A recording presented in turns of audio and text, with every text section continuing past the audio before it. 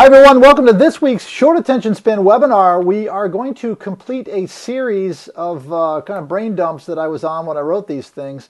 We've talked about things that we wish we had known about being a sales rep, things we wish we had known about sales managers, and this week, Kelly, will talk about things we wish we had known about customers when we first started out. First point, there's good witches and bad witches. Have any idea what I'm talking about there, Kelly? Well, I mean, well, first of all, let's make sure that we understand that there are male witches and female witches, True. right?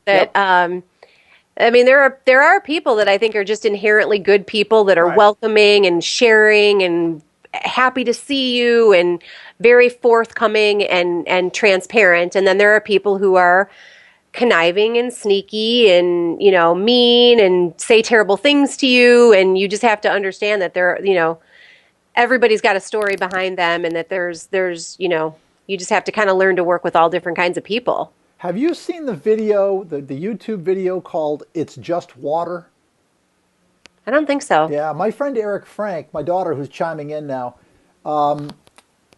she sent me this last night. My buddy Eric Frank, who is the big mucky muck at KBA, when I saw him at Graph Expo, he wrote on a piece of paper, he wrote, check out this video. And it's one of those perspective things, and I watched it last night. Okay. It's a commencement address, and it talks about, talk just about that. I'll leave it at that, just perspective. Okay. But you know what? The point is here that there's your customer and there's not your customer. And I wish I had known that. I would spend a heck of a lot less time trying to sell to everyone.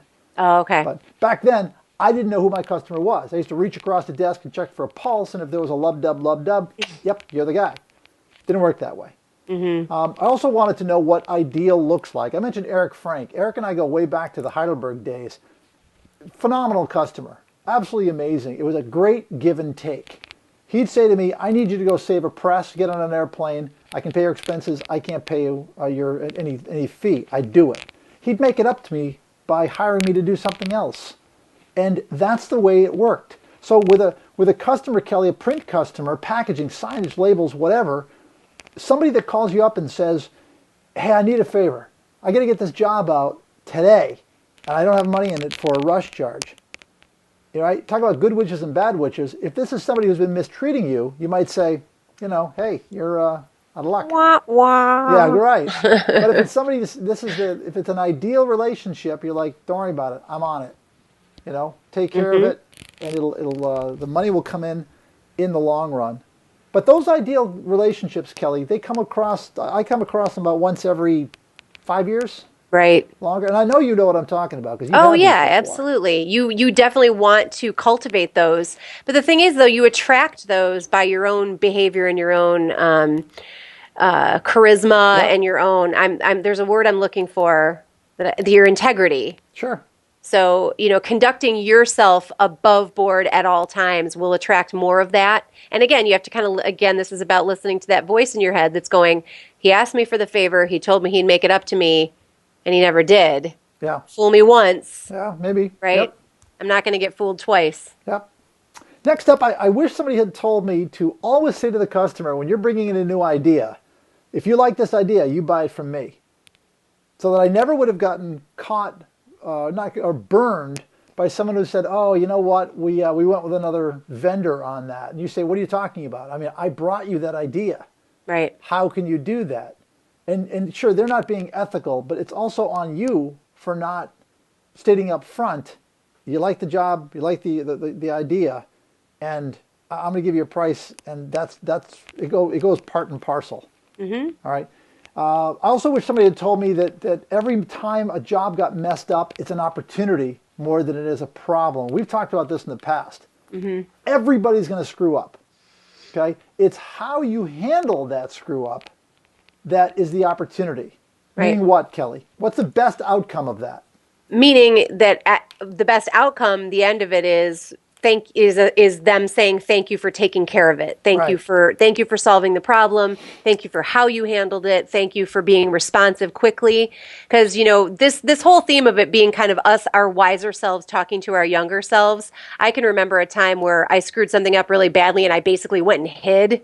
It was like I tried to avoid it for as long as I can until the president of the company called me and said, "What the hell is going on over there?" Yeah. So to be, to kind of throw your shoulders back and stand up and go, "Hey, look, I know something went wrong, but let's fix it. Like, what can I do? Do we need to get something on a plane? Do we need to redo it?"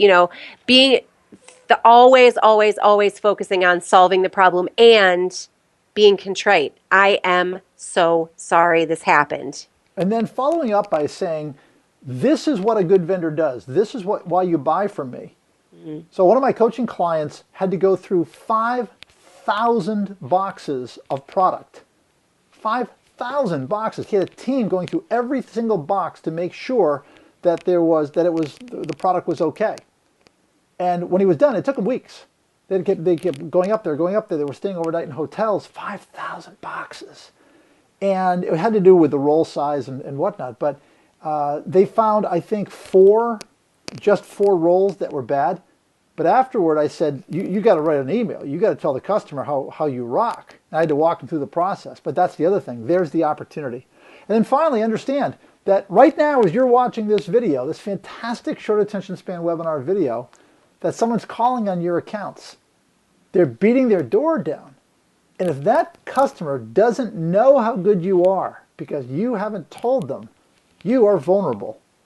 Next week, we're going to talk about those vulnerabilities, how to get business away from your competition. So for now, just understand that when you get off the phone right now, think to yourself, what have I done for them lately? What have I done for my existing accounts lately? I think they love me, but am I really out ahead of them? We'll talk about that more on another short attention span webinar. Kelly, get ready for that one. I know you're thinking about it. Oh, I can't wait. All right. So we'll talk to you all next week. Kelly, thank you. Thanks, Bill. And enjoy the week, everybody. We'll talk to you on another short attention span webinar.